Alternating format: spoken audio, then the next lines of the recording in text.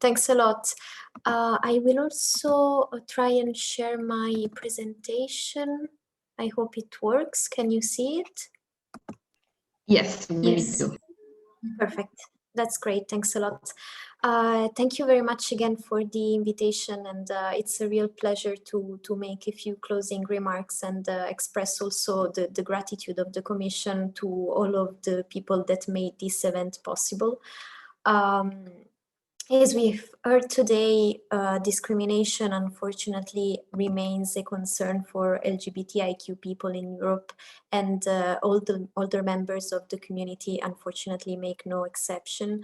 A recent survey you may have heard from the Agency for Fundamental Rights actually shows that as many as 1 in 4 respondents older than 55 years old reported that they felt discriminated against in 2019 in all the areas of the survey.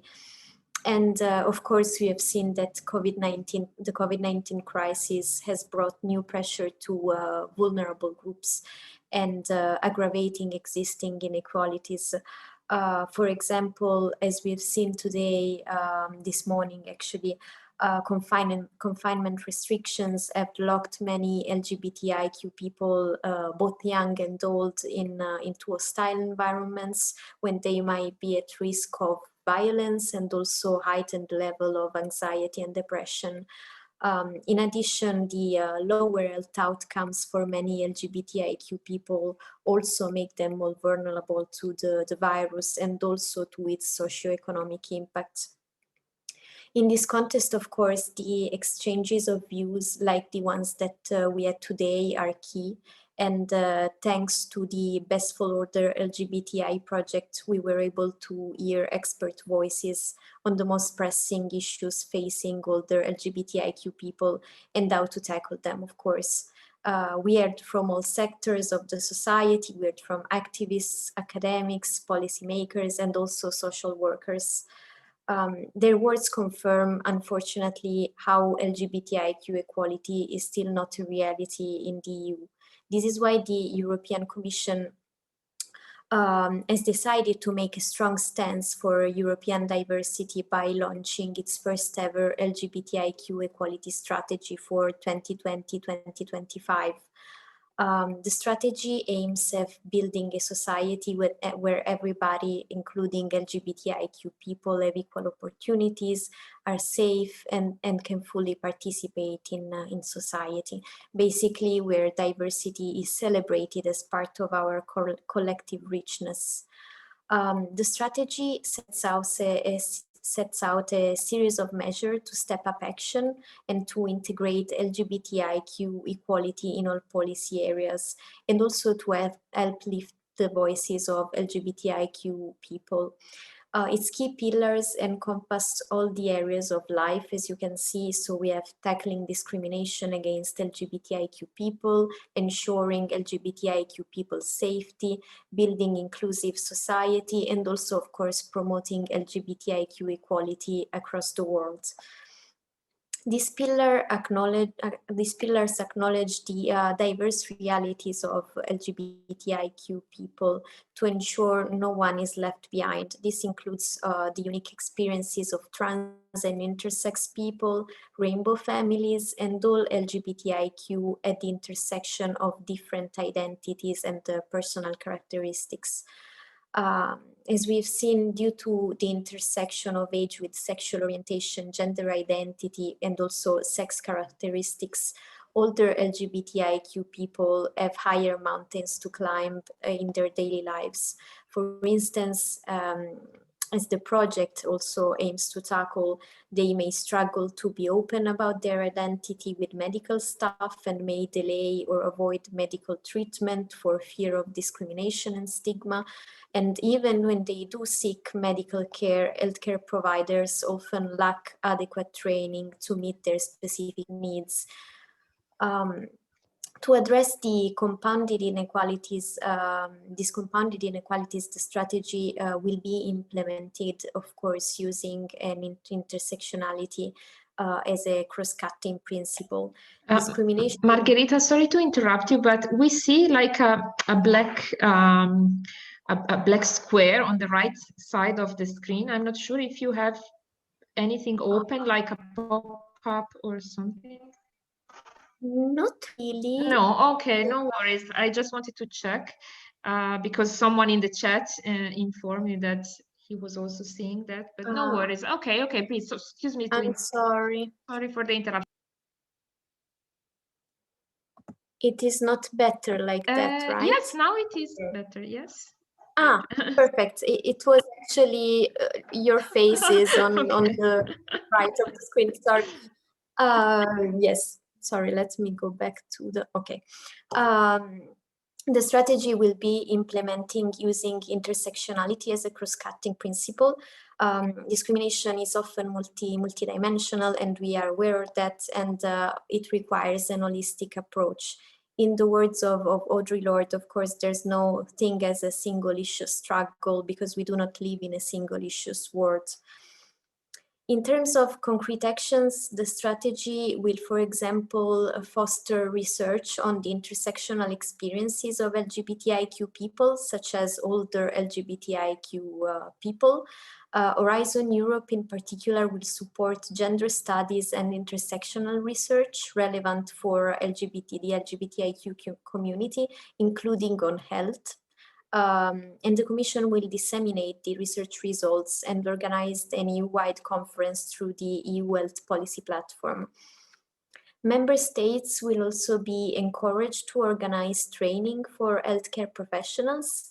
The objective will be to raise awareness, as you rightly did in the project, of the health needs of LGBTIQ people, include those who are elderly, and avoid discrimination in access to health services.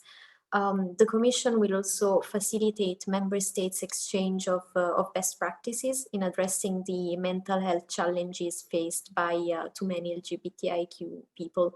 And of course, this is especially important given the context we are currently facing with the pandemics. Under the strategy, the Commission will also support projects that use cultural expression to tackle discrimination, build trust and acceptance, and promote the full inclusion of LGBTIQ people. Stereotypes are among the main drivers of negative or hostile attitudes towards LGBTIQ people in many communities. We are aware of that. And as the Best4OlderLGBTI project teaches us, the media and the cultural sectors are powerful tools changing attitudes and challenging stereotypes. Finally, the Commission will continue to ensure that LGBTIQ organizations have a voice in shaping the measures that affect them. And to step up this relationship, the Commission will organize structured dialogue and consultation with civil society organizations, both in law and in policy making. This will allow us to discuss the implementation of the strategy and also to further the dialogue with the member states.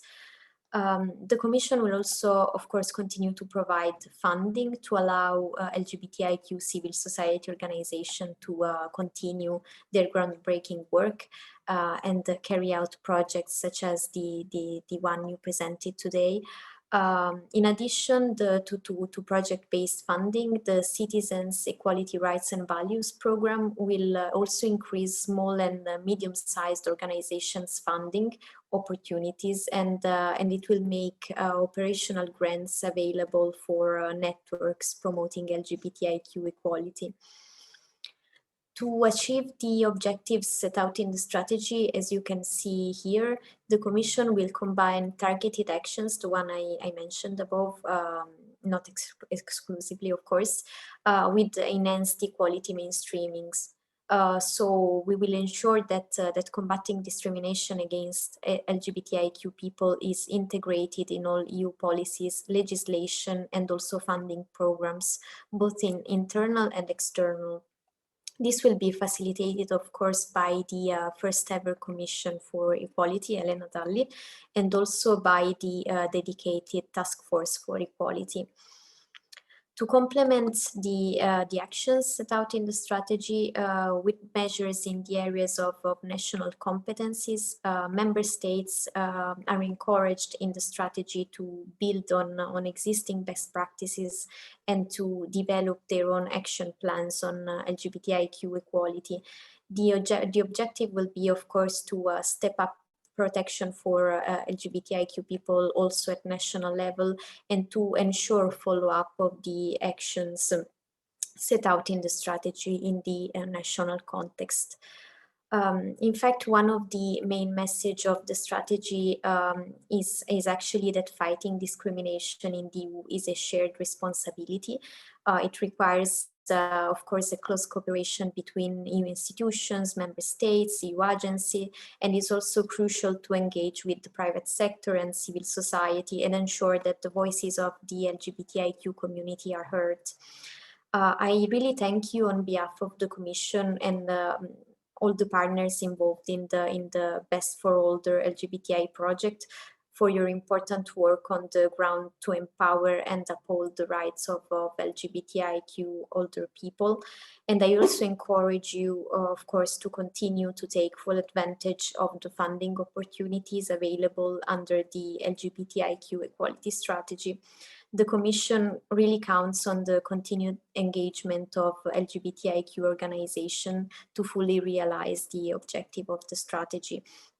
A vibrant and well-resourced civil society is crucial, we think, to break down barriers towards LGBTIQ equality. Thank you.